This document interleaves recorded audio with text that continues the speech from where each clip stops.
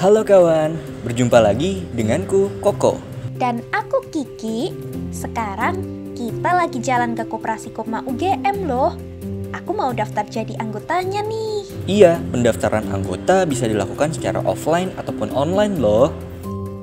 Kita udah sampai, Kak. Ada Aciko. Halo Koko dan Kiki.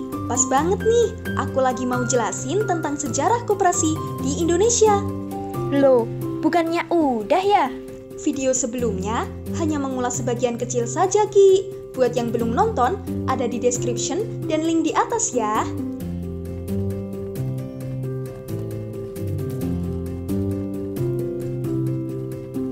Sejarah koperasi di Indonesia. Koperasi timbul dari keinginan rakyat yang merasa perlu bersatu untuk menolong dirinya sendiri dan manusia sesamanya.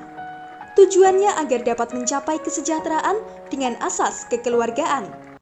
Di Indonesia sendiri, bibit koperasi mulai tumbuh pada abad ke-19.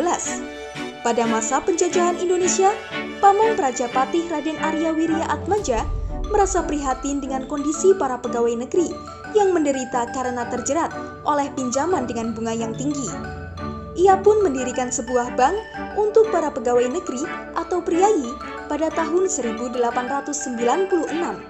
Bank tersebut kemudian diberi nama Hood and Spare Bank. Kehendak Patih Wirya Atmaja ini diteruskan oleh seorang residen Belanda, yaitu De Wolf van Westerode, yang memiliki fokus pada rakyat-rakyat yang pencahariannya di bidang pertanian.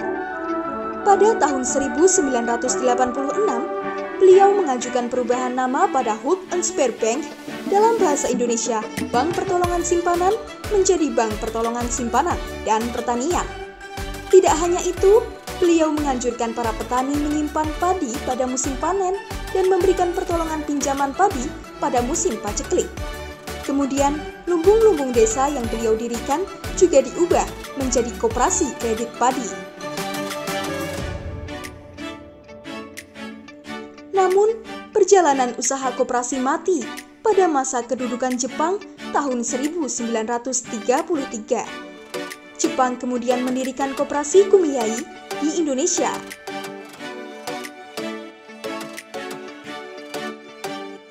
Pada awal pendiriannya, usaha koperasi ini berjalan dengan baik.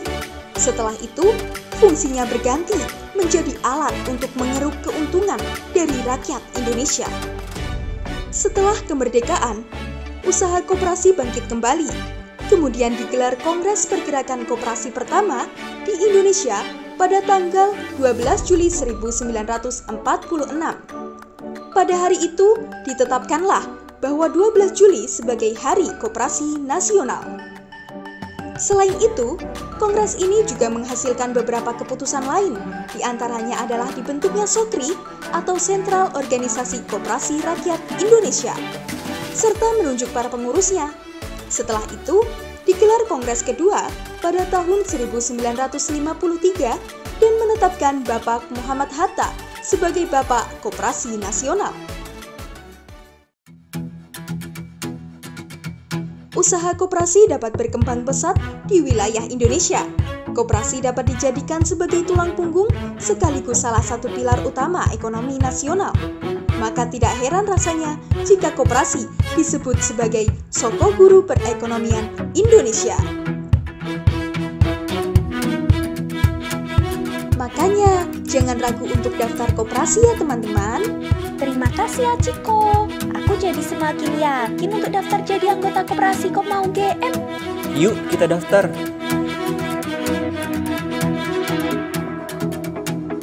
Informasi terkait pendaftaran dapat dilihat langsung di media sosial kami atau melalui deskripsi di bawah ini ya. Jika kalian suka dengan konten video ini, dukung kami dengan memberi like dan subscribe channel YouTube Koperasi Kopma UGM. Saran dan kritik dapat ditulis di kolom komentar ya. Terima kasih sudah menonton. Sampai jumpa.